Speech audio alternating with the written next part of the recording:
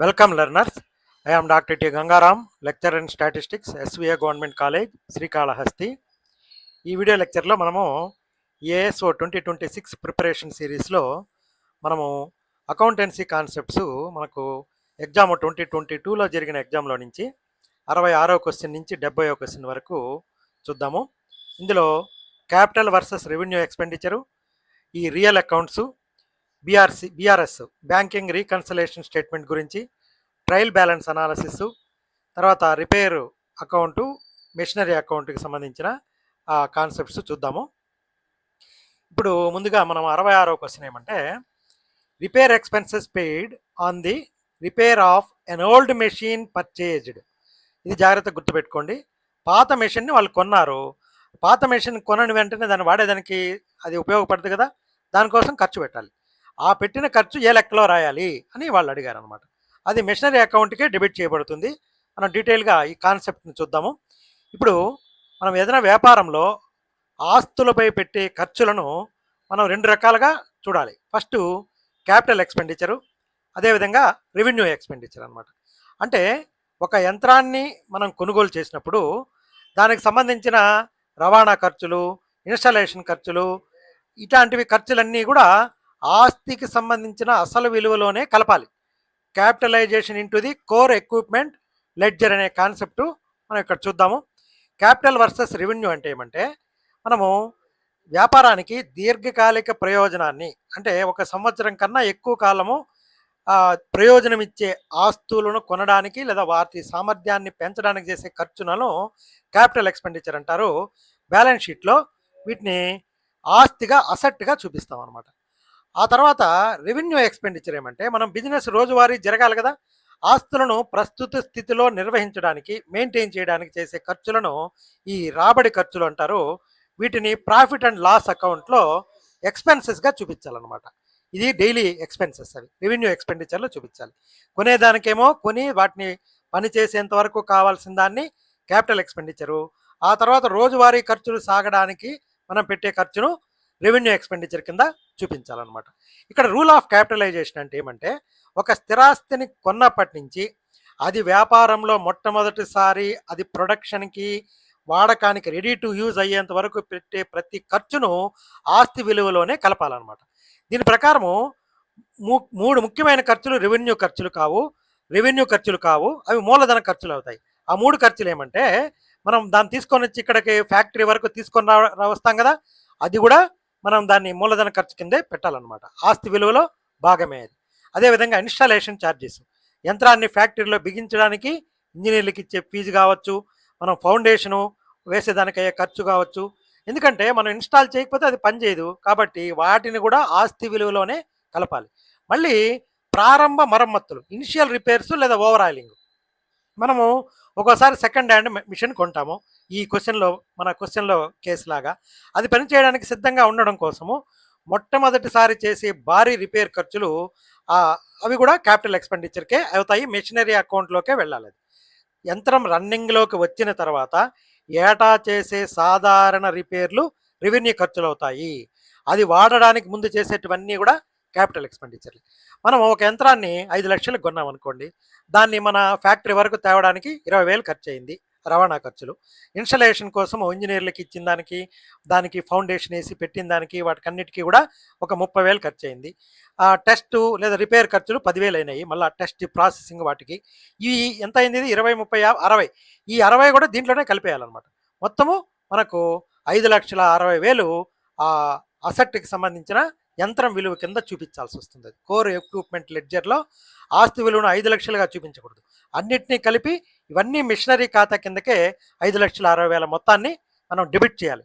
మనం చూడండి, నేను మీకు మొదటి నుంచి చెప్తున్నాను కదా, వ్యాపారంలో మనం పెట్టే పెట్టుబడి అది వ్యాపారానికి డెబిట్గా అది చూస్తుంది అనమాట. వ్యాపారం అది ఎవరికో నేను చెల్లించాలి ఈ డబ్బుని అనే చూస్తుంది, కానీ దాన్ని డెబిట్ అకౌంట్లో చూపించాలన్నమాట. ఇలా విడిగా కాకుండా క్యాపిటలైజ్ ఎందుకు చూపించాలి అంటే, ఖచ్చితమైన ఆస్తి విలువ, ట్రూ అసెట్ వాల్యుయేషన్, వ్యాపారంలో ఆస్తిని తీసుకురావడానికి మనకు నిజంగా ఎంత ఖర్చు అయిందో బ్యాలెన్స్ షీట్లో స్పష్టంగా తెలుస్తుంది. మన డిప్రిషియేషన్ తెలుస్తుంది అనమాట. ఈ డిప్రిషియేషన్ అనేది 5 లక్షల మీద కాదు, 5,60,000 పైన లెక్క వేయాలన్నమాట. కాబట్టి మనం ఒకవేళ 5 లక్షల మీద చేసామనుకోండి, డిప్రిషియేషన్ తక్కువగా ఉంటుంది. ఆస్తి జీవితకాలం ముగిసే టయానికి లెక్కలు తప్పైపోతాయి అన్నమాట. లాభాల లెక్కింపులో ట్రాన్స్పరెంట్ ఉండడానికి ఈ 20,000 ఖర్చులను ఒకే సంవత్సరపు లాభ నష్టాల ఖాతాలో చూపించామనుకోండి, లాభం అకస్మాత్తుగా తగ్గిపోతుంది ఫస్ట్ ఇయర్‌లో. అలా కాకుండా ఆస్తి విలువలో కలిపినామంటే ఖర్చు తరుగుల రూపంలో ఆస్తి ఉన్నన్ని రోజులు 10 ఏళ్ల పాటు కొద్ది కొద్దిగా విభజింపబడి అది డిప్రిషియేషన్‌కి అవుతుందన్నమాట. మ్యాచింగ్ ప్రిన్సిపల్ అన్నమాట అది. సంక్షిప్తంగా చెప్పాలంటే ఒక స్థిరాస్తిని ఉత్పత్తికి సిద్ధం చేసేంత వరకు పెట్టే ప్రతి పైసా కూడా ఆ ఆస్తి కొనుగోలు ఖర్చు కిందకే వస్తుంది. దాన్నే క్యాపిటలైజేషన్ అంటారనమాట. కాబట్టి మనకి ఈ కాన్సెప్ట్ క్లియర్గా కానీ అర్థమైంది అనుకోండి. ఆ క్వశ్చన్లో మనము ఆ మిషన్ తెచ్చాడు, పాత మిషను రన్నింగ్ తీసుకొని రావాలనుకున్నాడు. ఆ మిషనరీ అకౌంట్ కిందకే దాన్ని చూపించాలన్నమాట. ఇక్కడ రెవెన్యూ ఎక్స్పెండిచర్ అంటే expenses incurred for maintaining an existing asset అనమాట. ఆల్రెడీ ఉండే అసెట్ని మెయింటైన్ చేసేదానికి. ఓల్డ్ మిషన్కి రిపేర్ కాస్ట్ అనేది మిషనరీ అకౌంట్ కిందకి వస్తాయన్నమాట.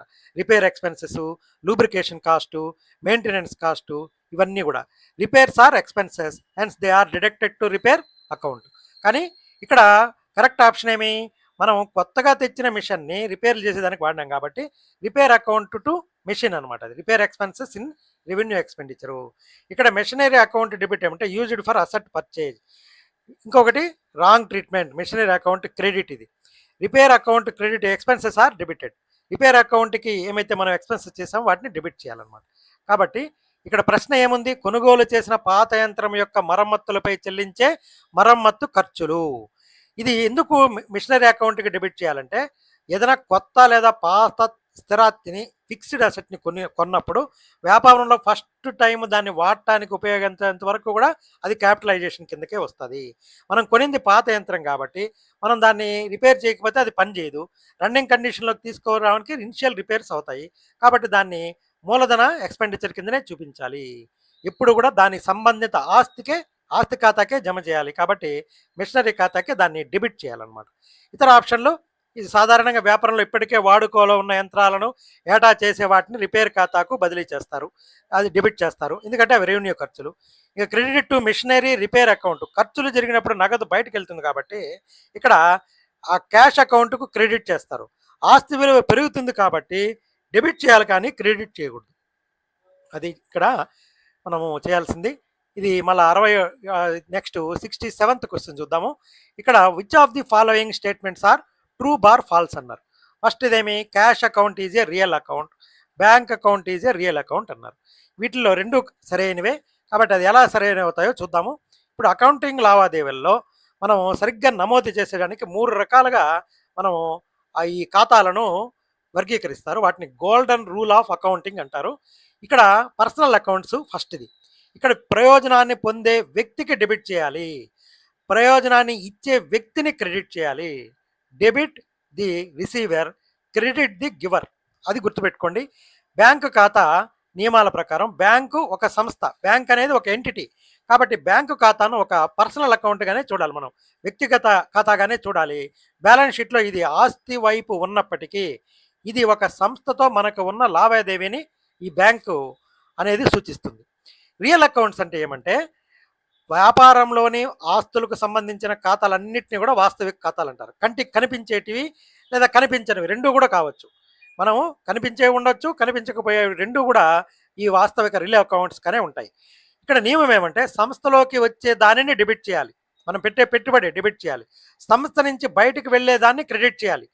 Debit what comes in, credit what goes out. ఈ నియమం గుర్తుపెట్టుకోండి. ఏది వెళ్ళిపోతా ఉంటే దాన్ని క్రెడిట్ చేయాలి, వస్తూ ఉంటే దాన్ని డెబిట్ చేయాలి. ఎందుకంటే బ్యాంకులో ఎవరైనా మనం అకౌంట్లో వేసామనుకోండి వాళ్ళు క్రెడిట్ కింద చూపిస్తారు, మనం డ్రా చేసామనుకోండి బ్యాంకు డెబిట్ కింద చూపిస్తుంది. అదే మనం వ్యాపారంలో మనకిక్కడ మనకు వచ్చేదాన్ని ఇక్కడ డెబిట్ చేస్తాము, పోయేదాన్ని క్రెడిట్ చేస్తాం అనమాట. ఇక్కడ నగదు అనేదానికి వ్యాపారానికి సంబంధించిన స్పష్టమైన ఆస్తి కాబట్టి దాన్ని రియల్ అకౌంట్గానే చూపించాలి. బ్యాలెన్స్ షీట్లో నగదు నిల్వను ఆస్తుల విభాగంలోనే చూపించాలి. ఇక్కడ నామినల్ అకౌంట్ అనేటివి 3వ విభాగము. ఇక్కడ నియమం ఏమంటే వ్యాపారంలోని ఖర్చులు, నష్టాలు, ఆదాయాలు మరియు లాభాలకు సంబంధించిన ఖాతాలను ఈ నామినల్ అకౌంట్లో చూపిస్తారు. ఇక్కడ రూల్ ఏమంటే ఖర్చులు మరియు నష్టాలను డెబిట్ చేయాలి, ఆదాయాలు మరియు లాభాలను క్రెడిట్ చేయాలి. Debit all expenses and losses, credit all incomes and gains. ఇది గుర్తుపెట్టుకోండి. ఇది సాధారణంగా ప్రాఫిట్ అండ్ లాస్కి సంబంధించినవి బ్యాలెన్స్ షీట్ అంశాలు కావు, నామినల్ అనేటివి. ఈ పర్సనల్ అకౌంట్స్, రియల్ అకౌంట్స్ అనేటివి బ్యాలెన్స్ షీట్లో ఉంటాయి. ఇప్పుడు బ్యాలెన్స్ షీట్ అంశాల వర్గీకరణ పట్టిక జాగ్రత్తగా గుర్తుపెట్టుకోండి. క్యాష్ అనేది రియల్ అకౌంటు, ఇది వ్యాపారానికి చెందిన ఒక భౌతిక ఆస్తి. బ్యాంక్ అనేది వ్యక్తిగత ఖాతా, పర్సనల్ అకౌంటు. బ్యాంక్ ఒక చట్టబద్ధమైన ఎంటిటీ, సంస్థ. ఇది యంత్రాలు అనేటివి రియల్ అకౌంట్స్, ఇది ఒక స్థిరాస్తి. ఎవరైనా డెబిటార్ ఉన్నాడు అనుకోండి, మనకు రామారావు అనే ఆయన వ్యక్తిగత ఖాతా, పర్సనల్ అకౌంట్, అతను ఒక వ్యక్తి అనమాట. కాబట్టి వ్యాపారానికి సంబంధించి మనము ఈ రకంగా వర్గీకరణ ఆధారం, దిస్ ఈజ్ ద బేస్. ఇది అకౌంట్ టైపు, ఇది బేస్ అనమాట, ఇది ఎలిమెంట్. కాబట్టి జాగ్రత్తగా గుర్తుపెట్టుకోండి. బ్యాలెన్స్ షీట్లో నగదు ఆస్తి నియమం ప్రకారం రికార్డ్ చేస్తాము, రియల్ అకౌంట్ ప్రకారము. కానీ బ్యాంకును ఒక సంస్థతో మనకు సంబంధం ఉన్న పర్సనల్ అకౌంట్ ఆధారంగానే వర్గీకరిస్తాం అనమాట. రియల్ అకౌంట్స్ అనేటివి assets, cash, bank. Golden rule ఏమంటే debit what comes in, credit what goes out. Cash account is equal to real account, bank account is equal to real account అనమాట. అది గుర్తుపెట్టుకోండి. Statement cash account is a real account, bank account is a real account, రెండు కరెక్టే. కాబట్టి both statements are true. ఎందుకంటే cash అనేది asset, bank account అనేది asset, assets belong to real accounts అనమాట. రెండు ట్రూనే. కాబట్టి నెక్స్ట్ ఈ బ్యాంకింగ్ రీకన్సలేషన్ స్టేట్మెంట్ అనేది చాలాసార్లు వస్తూ ఉంది మనకు. కానీ ఇంతకు ముందు వరకు మనము ఈ క్యాష్ బుక్ నుంచి స్టార్ట్ చేసి పాస్బుక్కి ఎలా రీచ్ అవ్వాలో చూసాము. ఇక్కడ పాస్బుక్ నుంచి స్టార్ట్ చేసి క్యాష్ బుక్ బ్యాలెన్స్కి ఎలా రీచ్ అవ్వాలనేది ఈ బీఆర్ఎస్లో ఇక్కడ తెలుసుకుందాము. దీన్ని బ్యాంకు నిల్వల సర్దుబాటు పట్టిక అంటారు. మనం క్యాష్ బుక్ ప్రకారము, వ్యాపార సంస్థ రాసే క్యాష్ బుక్ ప్రకారము ఉండే బ్యాంకు నిల్వకు, బ్యాంకు వాళ్ళు ఇచ్చే పాస్బుక్ నిల్వకు మధ్య ఏదైనా తేడాలు వచ్చినప్పుడు ఈ బీఆర్ఎస్ని చూస్తామంటే, మనం బీఆర్ఎస్ని తయారు చేస్తే టాలీ అయిపోతుంది అనమాట. అది టాలీ చేసేదానికి ఏదో ఒక దాన్ని ప్రామాణికంగా మనము స్టార్టింగ్ పాయింట్గా తీసుకోవాలి. ఇప్పుడు పాస్బుక్ని స్టార్టింగ్ పాయింట్గా తీసుకుంటే, బ్యాంకు నేరుగా వసూలు చేసే వడ్డీలు, డైరెక్ట్ ఇంట్రెస్ట్ కలెక్షన్స్, లేదా చెక్కులు క్లియరెన్స్ ఆఫ్ ఈవెంట్స్ ఆధారంగా లెక్కలు ఎలా సర్దుబాటు చేయాలో ఇక్కడ చూద్దాం. ఇక్కడ కోర్ లాజిక్ ఏమంటే, ప్రాథమిక సూత్రము, మనము పాస్బుక్ నిల్వతో ప్రారంభించినప్పుడు మన అంతిమ లక్ష్యం ఏమి? క్యాష్ బుక్ నిల్వని మనం రీచ్ అవ్వాలన్నమాట. అంటే బ్యాంకులో పాస్బుక్లో ఎంత నిల్వ ఉందో అది రీచ్ అయ్యేట్టుగా మనం అడ్జస్ట్ చేసుకోవాలన్నమాట.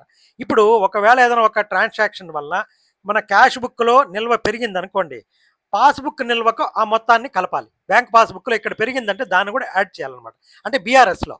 అదేవిధంగా ఒక లావాదేవీ వల్ల క్యాష్ బుక్లు నిల్వ తగ్గింది అనుకోండి, పాస్బుక్ నిల్వ నుంచి ఆ మొత్తాన్ని తీసేయాలి, దాన్ని లెస్ చేయాలి. దేన్ని యాడ్ చేయాలి, దేన్ని లెస్ చేయాలనేది జాగ్రత్తగా చూసుకోండి. అవి ఎందువలన జరుగుతాయి, ఏ సందర్భాల్లో జరుగుతాయి అనేది కూడా మనం చూసాం. ఇక్కడ ముఖ్యమైన సర్దుబాట్లు ఏమంటే కీ అడ్జస్ట్మెంట్స్ అండ్ అనాలిసిస్. మన దగ్గర బ్యాంకు నేరుగా వసూలు చేసే వడ్డీ, డైరెక్ట్ ఇంట్రెస్ట్ కలెక్షన్స్.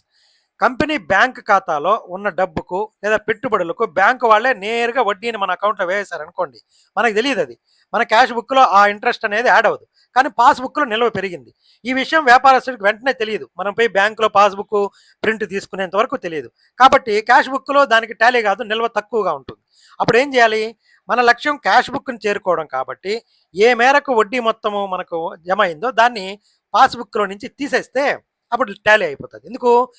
పాస్బుక్లో ఏమో ఎక్కువ ఉంది, క్యాష్ బుక్లో తక్కువ ఉంది, కాబట్టి దాన్ని లెస్ చేసామంటే మనకి ఈక్వల్ అయిపోతాయి అనమాట. అదేవిధంగా బ్యాంకు నేరుగా వసూలు చేసే డివిడెంట్లు, బ్యాంక్ బాకీలు అనమాట.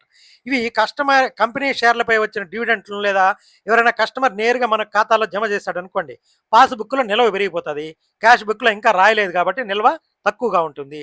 అప్పుడు ఏం చేయాలి? పాస్బుక్ నిల్వ నుంచి ఆ మొత్తాన్ని తీసేసామంటే క్యాష్ బుక్ నిల్వకి ఈక్వల్ అయిపోతుంది. ఒకవేళ మనం ఏదైనా చెక్కులు ఎవరికైనా ఇచ్చాము, వాళ్ళు క్లియర్ చేసుకోలేదు, చెక్ ఇవ్వంగానే మనం ఏం చేస్తాము? క్యాష్ బుక్లో దాన్ని తగ్గించి రాసుకుంటాం. కానీ బ్యాంకులో వాళ్ళు ఇంకా విత్డ్రా చేసుకోలేదు. మన క్యాష్ బుక్లో నిల్వ తక్కువ ఉంటుంది, పాస్బుక్లో ఎక్కువ ఉంటుంది. అవతల వ్యక్తి ఇంకా బ్యాంకుకి వెళ్ళలేదు కాబట్టి పాస్బుక్ నిల్వ ఎక్కువగా ఉంది. అప్పుడు ఏం చేయాలి? క్యాష్ బుక్ నిల్వ తక్కువగా ఉంది కాబట్టి చెక్కు మొత్తాన్ని పాస్బుక్ నిల్వ నుంచి తీసేయాలి. ఇది జాగ్రత్త గుర్తుపడి, దీని మీదనే క్వశ్చన్ వచ్చింది. ఒకవేళ మనం ఏదైనా చెక్ క్లియరెన్స్కి పంపించాము, మనం క్లియరెన్స్కి పంపించి దాన్ని మనం ఇక్కడ యాడ్ చేసేస్తాం. మనము కస్టమర్ల నుంచి వచ్చిన చెక్కులను బ్యాంకులో వేసాము, బ్యాంకు వాళ్ళు ఆ డబ్బు ఇంకా మన అకౌంట్లో జమ చేయలేదు. మనం బ్యాంకులో వేయంగానే మన క్యాష్ బుక్లో దాన్ని నిల్వ పెంచుకుంటాం, కానీ ఇంకా క్లియర్ కాలేదు కాబట్టి పాస్బుక్ నిల్వ తక్కువగా ఉంది. దాన్ని అడ్జస్ట్ చేయాలంటే ఏం? చెక్ మొత్తాన్ని పాస్బుక్ నిల్వకు కలిపామంటే రెండు టాలీ అయిపోతాయి. పాస్బుక్ నిల్వకి క్యాష్ బుక్ నిల్వ రెండు టాలీ అయిపోతాయి, యాడ్ చేయాలన్నమాట ఇక్కడ. ఇలాగా మనం ఒక ఉదాహరణ చూద్దాము. ఒక కంపెనీ మార్చి 31 నాటికి పాస్బుక్ నిల్వ 50,000 ఉంది. బ్యాంకు నేరుగా వసూలు చేసిన వడ్డీ 2,000. చెక్ జారీ చేసిన చెక్కులు ఇంకా క్లియర్ కాలేదు. మనం ఎవరికో చెక్ ఇచ్చామో అవి ఇంకా క్లియరెన్స్ అవ్వలేదు. అక్కడేమో మన క్యాష్ బుక్‌లో దీన్ని తగ్గించేసుకున్నాము. బ్యాంకులో ఏమో ఎంత ఉండాల్సింది 50,000 అట్లే ఉంది. బ్యాంకులో వేసిన చెక్కులు ఇంకా క్లియర్ కాలేదు. మనం ఒక చెక్ డిపాజిట్ చేసాము, అది క్లియర్ కాలేదు. చెక్ డిపాజిట్ చేయంగానే మన క్యాష్ బుక్‌లో 5,000 పెంచుకుంటాం. వాడికి ఎవరికైనా చెక్ ఇచ్చామంటే అది 10,000 తగ్గించుకుంటాం అనమాట. ఈ 2,000 సంగతి మనకు తెలీదు. అప్పుడు ఈ బ్యాంకింగ్ రీకన్సిలేషన్ స్టేట్మెంట్ ఇట్లా ఉంటుందన్నమాట. ఇక్కడ చూడండి, మనం ఫస్ట్ పాస్‌బుక్ నుంచి స్టార్ట్ చేసామనుకోండి. పాస్‌బుక్‌లో బ్యాంకులో 50,000 అకౌంట్ ఉంది. మనం పంపిన చెక్ ఇంకా వసూలు కాలేదు. చెక్ పంపించాము, ఇక్కడ యాడ్ చేసాము, వసూలు కాలేదు. కాబట్టి ఇక్కడ వేసుకోవాలి దాన్ని. తీసివేయాల్సినవి ఇక్కడ బ్యాంకు నేరుగా వసూలు చేసిన వడ్డీ 2,000. చెక్కు జారీ చేశాము, ఇంకా క్లియర్ కాలేదు 10,000. ఎవరికో ఇచ్చాము 10,000 అంటే 50,000 నుంచి 10,000 తీసేయాలి. 40,000 మంది ఉండేది అక్కడ. మళ్ళా మనం పంపిణీకి క్లియర్ కానివి ఇక్కడ 5,000 ఉంది కదా, కాబట్టి దీన్ని 55,000 చేసుకున్నాము. దాంట్లో నుంచి 12,000 తీసేయాలి. 43,000 మనకు నగదు పుస్తకం ప్రకారం, క్యాష్ బుక్ ప్రకారం మనకు నిల్వ 43,000 ఉండేది. 50,000 ఉంది. 50,000కి క్లియరెన్స్కి పంపించి చెక్ ఇంకా యాడ్ కాలేదు, కలిపాము, 55 అయింది. మన దగ్గర బ్యాంక్ వసూలు చేసింది 2,000 వడ్డీ, దాన్ని తీసేయాలి 55లో నుంచి. మళ్ళీ 10,000 ఇంకా క్లియర్ కాలేదు కాబట్టి అది తీసేయాలి. 55లో 12 తీసేసాం అంటే 43,000 balance as per cash book అనమాట. ఈ రకంగా బ్యాంకులో మన ఖాతాలో డబ్బు పెంచినామంటే ఎవరైనా తెలియకుండా దాన్ని మన క్యాష్ మన బుక్లో నుంచి తీసేయాలి. పాస్బుక్లో పెరిగిందంటే దాన్ని మన క్యాష్ బుక్లో తీసేయాలి. మనకు తెలియకుండా బ్యాంక్ ఛార్జెస్ వేశారనుకో, కలపాలి. క్యాష్ బుక్లో మార్పు జరిగితే ఆ క్యాష్ బుక్ బాటలోనే పాస్బుక్ను కూడా నడిపించాలన్నమాట. ఇప్పుడు ఇక్కడ చూడండి, which of the following transactions will be deducted when the starting point is credit, that is favourable balance as per bank statement or passbook అన్నాడు. మనము ఎవరికో చెక్కులు ఇచ్చాము, వాళ్ళు ఇంకా సమర్పించలేదు కాబట్టి వాటిని డిడక్ట్ చేయాలి కదా, ఖచ్చితంగా తగ్గించాలి కదా. చెక్ ఇచ్చేసాము, వాటిని డిడక్ట్ చేయకపోతే passbook balance, cash book balance సమర్పించబడదు. ఇంకా క్లియర్గా చూద్దాము. పాస్బుక్ క్రెడిట్ బ్యాలెన్స్ స్టార్టింగ్ పాయింట్గా తీసుకుంటే, remember credit balance in passbook is equal to bank overdraft. Bank owns nothing, customer owns bank. కాబట్టి ఇక్కడ correct option cheques issued but not presented for payment అనేది మనం డెబిట్ చేయాలి. Deposit not collected add చేయండి. Dishonoured cheque add చేయాలి. Not deposit to add చేయాలి. Issued but not presented deduct చేయాలి. కాబట్టి సెకండ్ ఆప్షన్ అక్కడ కరెక్ట్ అనమాట. మనము ప్రారంభ స్థానం క్రెడిట్ అయినప్పుడు బ్యాంక్ స్టేట్మెంటు లేదా పాస్బుక్ ప్రకారము ఫేవరబుల్ బ్యాలెన్స్ ఉన్నప్పుడు ఈ క్రింది వాటిలో ఏ లావాదేవీలు తీసివేయబడతాయి అన్నారనమాట. ఇక్కడ ప్రారంభ బిందువు ఏంది, స్టార్టింగ్ పాయింట్ పాస్బుక్ క్రెడిట్ నిల్వ అంటే మన అకౌంట్లో ఉన్న ప్లస్ బ్యాలెన్స్. ఇక్కడ అంతిమ లక్ష్యం ఏమి, క్యాష్ బుక్ నిల్వని చేరుకోవడం. అక్కడ మనము ఎవరికో చెక్ ఇచ్చాము, అది వాళ్ళు ఇంకా తీయలేదు కాబట్టి దాన్ని తగ్గించుకుంటే తప్ప ఇది అవ్వదనమాట. ఏదైనా లావాదేవీ వలన క్యాష్ బుక్ నిల్వ తగ్గితే మనం పాస్బుక్ నిల్వ నుంచి ఆ మొత్తాన్ని తీసేయాలి. మన అంతిమ లక్ష్యాన్ని చేరుకోవాలంటే ఈ రకంగా సరైన ఆప్షన్ ఎందుకు తీసివేయబడాలంటే cheques issued but not presented for payment. ఎవరైనా వ్యాపారస్తుడు చెక్ జారీ చేయగానే క్యాష్ బుక్లో నిల్వను తగ్గించేస్తాడు, కానీ ఆ చెక్కును అవతల వ్యక్తి ఇంకా బ్యాంకులో ప్రజెంట్ చేయలేదు కాబట్టి బ్యాంకులో డబ్బు తగ్గదు, ఆ పాస్బుక్ నిల్వ ఎక్కువగా ఉంటుంది.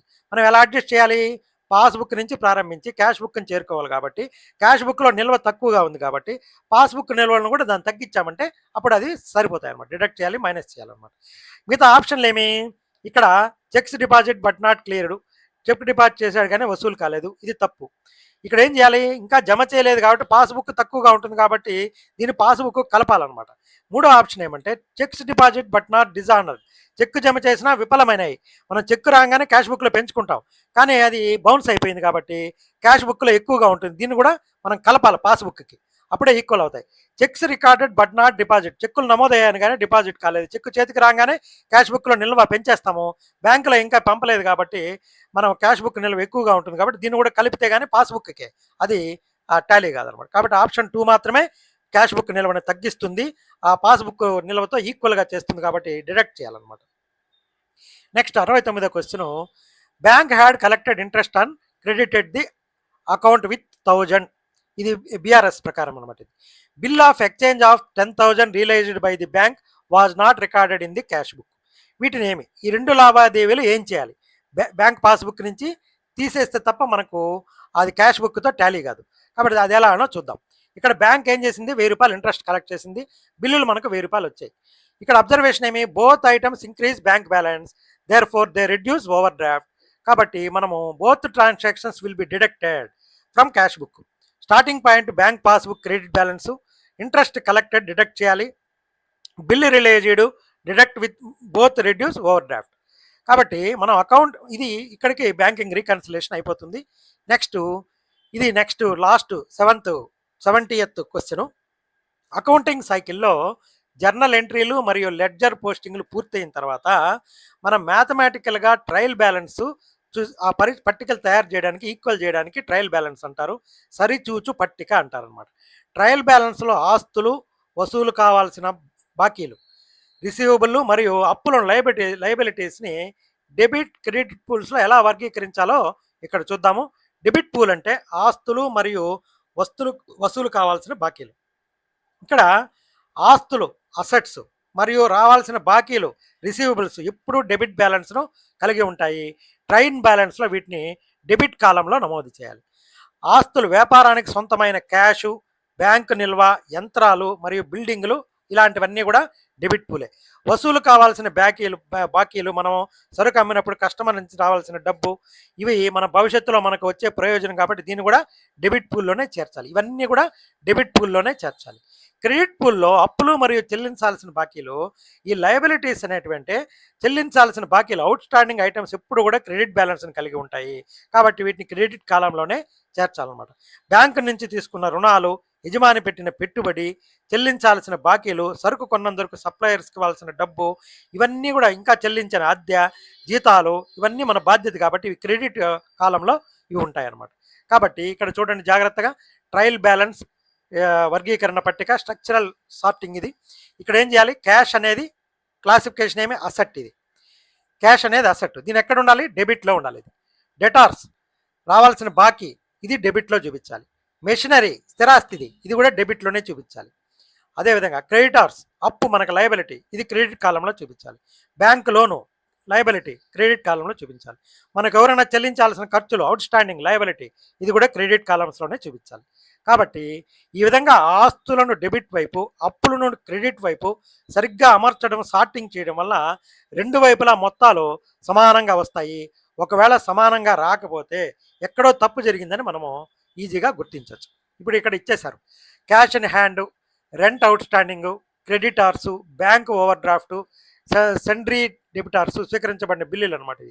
ఈ సంస్థ నుంచి డెటార్లు, అదేవిధంగా sundry debtors, bills receivable, goodwill, sales, ఇవన్నీ దేని కింద చూపించాలా. ఇక్కడ 8 కాలమ్స్ ఇచ్చాడు. 8 కాలమ్స్ మనం ఏది క్రెడిటార్స్ వైపు, ఏది డెటార్స్ వైపు రాయాలనేది చూడాలి జాగ్రత్తగా. ఇక్కడ ఇచ్చారు, మనం డీటెయిల్గా చూద్దాం. ఇక్కడ డెబిట్ అంటే asset, debtors, cash, bills receivable, goodwill, ఇవన్నీ డెబిట్ కాలం కిందకు వస్తాయి. ఇక్కడ liabilities, creditors, sales, bank overdraft అనేది క్రెడిటార్స్ కిందకు వస్తాయి. మనం ఏం చేయాలంటే అసెట్స్ అనేది డెబిట్, లయబిలిటీస్ అనేది క్రెడిట్, ఇన్కమ్ అనేది క్రెడిట్, వాటి కింద చూపించాలి. కాబట్టి డెబిట్ బ్యాలెన్సెస్ ఏమి, cash in hand, sundry debtors, bills receivable, goodwill, ఇవన్నీ డెబిట్ బ్యాలెన్స్ కింద చూపించాలి. క్రెడిట్ బ్యాలెన్స్ కింద rent outstanding, creditors, bank over draft, sales కింద చూపించాలి. కాబట్టి కరెక్ట్ ఆప్షన్ మనకి ఇదనమాట. ఇది ఉండేది కరెక్ట్ ఆప్షను. కాబట్టి అది ఏది కరెక్ట్ ఆప్షనో చూసుకోండి. ఇక్కడ ఉంది, చూపిస్తాను. ఇదనమాట 1, 5, 4, 7 డెబిట్ బ్యాలెన్స్. 1 ఏంది క్యాష్ ఇన్ హ్యాండ్, 5 ఏంది సండ్రీ డేటార్స్, అదేవిధంగా 6 బిల్ రిసీవబుల్, కొంచెం జాగ్రత్తగా చూస్తే తప్ప తెలియదు, గుడ్ విల్, ఇవి డెబిట్ కిందకు వస్తాయి. మిగిలినవి క్రెడిట్ బ్యాలెన్స్ కిందకు వస్తాయి. కాబట్టి వీటి మీద పూర్తి అవగాహన ఉంటే తప్ప మనము చేయలేము. ఎలిమినేషన్ మెథడ్ యూజ్ చేసి కూడా దీన్ని చేయొచ్చు. కాబట్టి కొంత అవగాహన పెట్టుకోండి అకౌంటింగ్ సంబంధించి. మీరు అకౌంటింగ్ స్టూడెంట్స్కి అయితే ఇది ఈజీగా ఉంటుంది. ఇది సంబంధం లేని వాళ్ళు కొంచెము మళ్ళీ చూసుకోండి. మనకు 15 ప్రశ్నల దాకా వస్తున్నాయి అకౌంటింగ్ మీద, 10 నుంచి 15 వరకు. మనము జెమినైని, చాట్ జీపీటీని యూజ్ చేసుకున్నాం కాబట్టి వాళ్ళకి థ్యాంక్స్ చెప్తూ I wish you all the best. Thank you.